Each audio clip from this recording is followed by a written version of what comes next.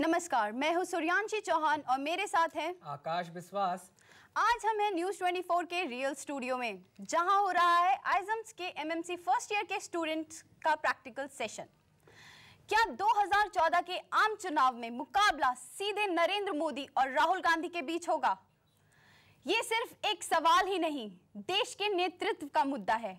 और आज इसी मुद्दे पर बात करने के लिए हमारे साथ मौजूद हैं हमारी ही क्लास के कुछ और स्टूडेंट्स, भवदीप सिंह, अंकित दीक्षित, रिया तोमर और सुनीत सिंह।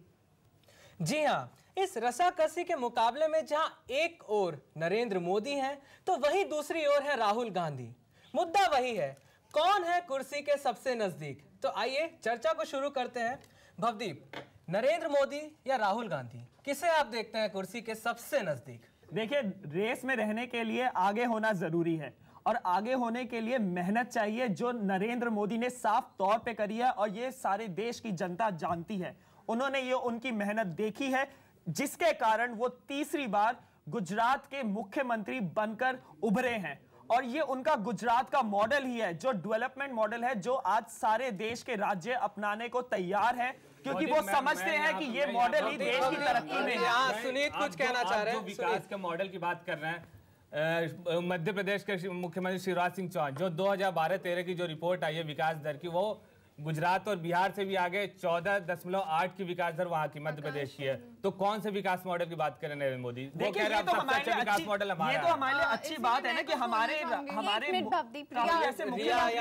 विकास दरें आगे। भवदीप, मैं इसके साथ बिल्कुल सहमत हूँ। आप कौन से गुजरात विकास की बात कर रहे हैं? गुजरात तो खुद ही 8वें स्थान पर आता है, प्लस उसका ब्याज दर, आप जैसे कि मैंने बताया आपको कि 45,000 करोड़ था 2002 में, जो बढ़कर 3 गुना 2012 में हो गया है। ब्याज दर जिसकी आप बात कर रहे हैं, ये भारत सरकार की गलत नीति कर्ज उतारना चाहते हैं। ये भारत सरकार की गलत नीति है। हम आपके पास वापस आएंगे। भवदीप, हम आपके पास वापस आएंगे। हम राय जानना चाहते हैं इसमें अंकित की। अंकित, मुझे नहीं लगता कि राहुल गांधी के नेतृत्व में 2014 का चुनाव लड़ा जाता है तो कांग्रेस को कुछ फायदा होगा, क्योंकि अभी तक बिहार और देखा गया है कि बिहार में उनके नेतृत्व में लड़ने के बाद भी चुनाव में उनको कुछ ज़्यादा फायदा नहीं हुआ है।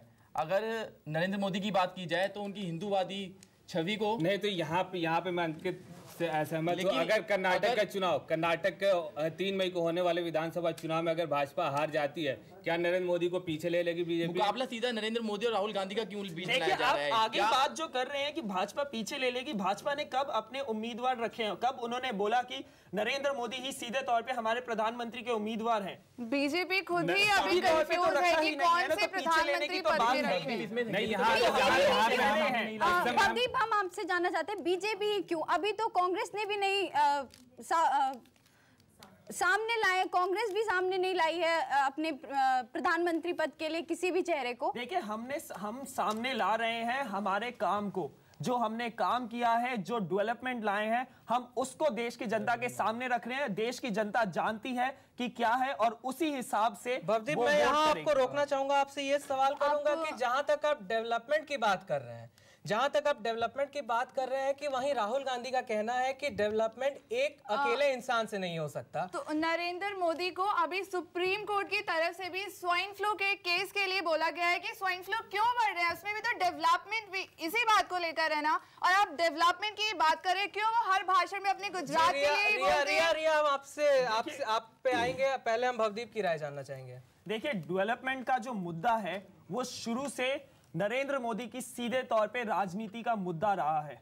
उन्होंने हमेशा विकास को माना है। बाकी जो आपने बात करी कि एक व्यक्ति ही क्यों आगे आ रहा है, ये बात एक व्यक्ति और पूरी पार्टी की नहीं है। नरेंद्र मोदी भाजपा के एक काफी बड़े नेता है और वो जो जहां पे नरेंद्र मोदी अपने आप को एक विकास पुरुष के तौर पे पेश कर रहे हैं, वो क्यों भूल जाते हैं 2002 के दंगे? नरेंद्र मोदी गुड गवर्नेंस की बात करते हैं, उनका गुड गवर्नेंस तब कहां था जब 2002 में दंगे हुए थे, और उन्होंने आज तक उसके लिए माफी मांगने की भी नहीं सोची। देखिए, माफी मांगने और 2002 के दंगे जो है, जो आप बार बार ला रहे हैं, उस तरह हम भी बहुत मुद्दे उठा सकते हैं, चाहे वो 84 के दंगे ही क्यों ना हो। नहीं, आप दूसरे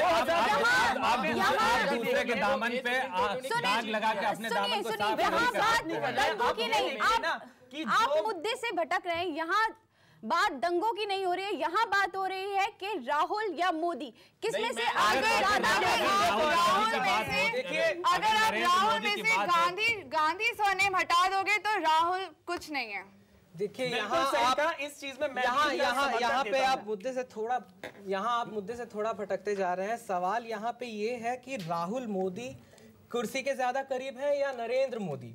जहां तक कि अभी की बात अगर की जाए, नहीं, मैं आकाश, मैं आपसे एक चीज जानना चाहूंगा। यहाँ पे जो आप चर्चा कर रहे हैं मोदी या राहुल कौन कुर्सी के ज्यादा करीब, ये किस चीज को लेकर कर रहे हैं? जो पिछले दिनों कुछ सार्वजनिक मंचों पे से भाषणबाजी हुई है उसको लेकर आप बात कर रहे हैं, या जो पुराने जो इनके अनुभव है, चुनाव के अनुभव है, जो राजनीति का जो कैरियर, किस मुद्दे पे आप बोल रहे हैं? अगर आप पिछले कुछ दिनों से जो सार्वजनिक मंचों का इस्तेमाल किया जा रहा है उस मुद्दे पे बोलना चाह रहे हैं, मेरी बात पूरी हो जाने दीजिए। अगर आप उन मंचों पे से दिए हुए भाषण की बात कर रहे हैं तो मैं ये कहूँगा वहाँ पे नरेंद्र मोदी आगे है। मोदी की ही क्यों हमेशा बात होती है? क्या कांग्रेस में और चेहरे नहीं आगे आने के लिए? क्या चेहरे बीजेपी में नहीं है और आगे आने के लिए? और ये जो राजनीति हो रही है, अगर नरेंद्र मोदी वुमेन एम्पावरमेंट की बात करते हैं, चेहरों की राजनीति हो रही है, क्यों मुद्दों की राजनीति नहीं है? चेहरे की राजनीति हमारे देश में शुरू से होती आ रही है। लेकिन सुनीत, अंकित और रिया, अभी वक्त है ब्रेक पे जाने का। ब्रेक से अभी लौटेंगे, हमारे साथ बने रहिए।